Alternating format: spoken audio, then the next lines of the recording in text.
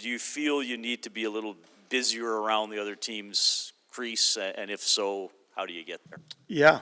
To me, our offensive games, like our entire team game, needs work in progress. I thought we saw some signs of going to harder areas in Nashville. Didn't see that as much in Philadelphia. Obviously, the goal in Philadelphia was scored at the net.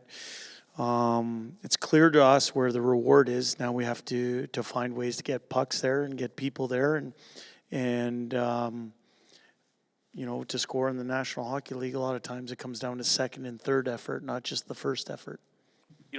Hearing the guys talk after games and on days like today, I think they all sort of know where the gap is to where they want to be. It's not a group of 20-year-olds that have never been through this in the NHL before. As a coach, like, how are you reminding guys who are already reminding themselves? You know what I mean? Like, they know what the process is, but how are you working to get there? Well, I think our process is the same if we've won a game or if we haven't won a game, and that starts with honest assessment, and then there's just some basic things that we can take care of better that I think we're working towards, and then there's some tactical things that we can improve on.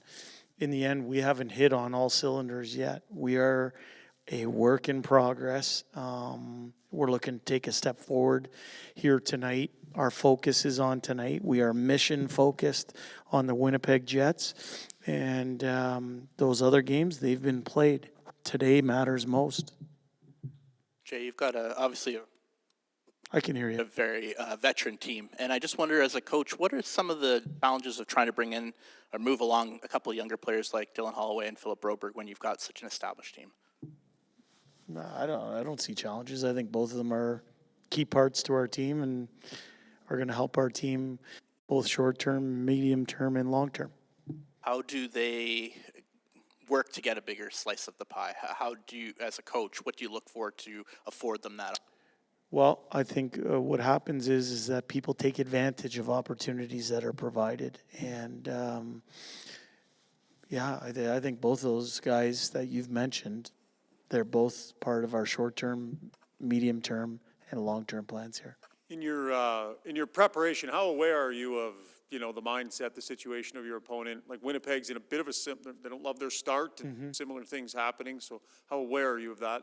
Very aware.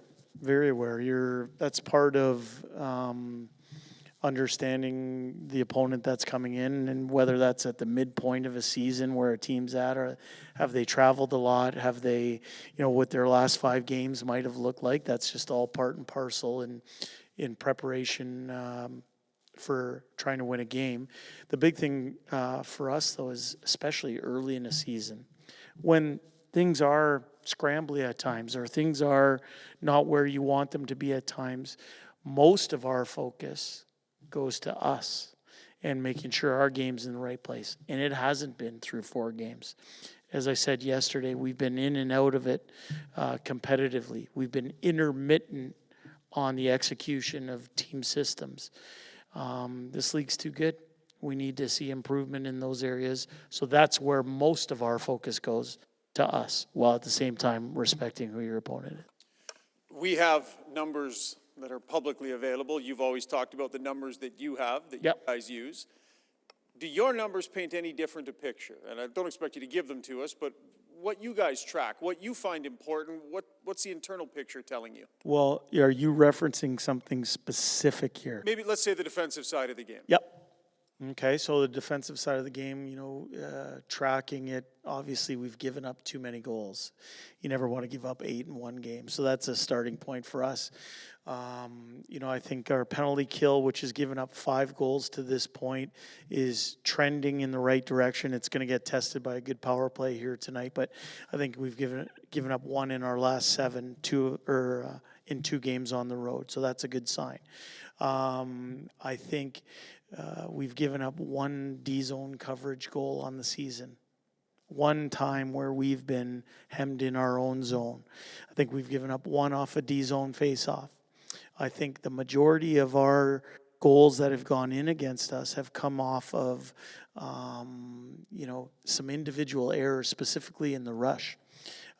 They're not, in our opinion, where we're getting sliced and diced in any way. It comes down to individual responsibility on some certain plays that we feel we can be better at. But that's how we would look at that. Can we improve? Yeah, the offensive side can improve, just like with what Reed said. Our power play can improve. Our penalty kill can continue to improve. Our forwards can improve.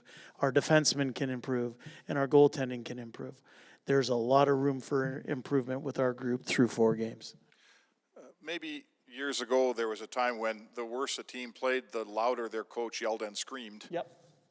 Those days are likely gone. Can you sort of let us in on, when you're trying to coach a team and things aren't going your way, again, the old coach would yell and scream louder. What does the new coach do? This is, I think, my 19th year of professional coaching, Spec, so I don't know if I'm a new coach, but in today's NHL, certainly here in Edmonton, I think there are times and places for raising your voice. But I think if that's the sole mechanism to try and get a response out of your team, that wears thin over time. But I do still see times and places for that. I would say that in today's NHL, players are in search of answers. So when things aren't going well, you want to make sure that you're doing your work to make sure that you're seeing things clearly so that you can give your players some tools to be successful. A lot of the time when you're doing that, what you're doing is you're evaluating, is this something that the other team is doing to us, or is this us doing it to ourselves? And there are ways to approach both of those different types of situations. In the end, through 4 games, our team owns our record. We haven't been good enough. We haven't been consistent enough. The competition level, as I said, has been in and out. There's a lot of areas that can improve. Rest assured that not going in there every day screaming and yelling. We're trying to give our players the tools they need to be successful. So in your opinion, your team is doing more of this to themselves? Is that fair? Yelling at themselves? No. You talked about, is the opposition doing this to us, or is it us doing it to ourselves? I think we are capable of a lot more. And that's not taking any credit away from the good things other teams have done to us as well, because teams have played us hard. But that's the game we should expect to see. That's the game when you're part of the hunted, that's the game you should expect to see. But in terms of personal execution, team execution, we can be a whole lot better. We can be.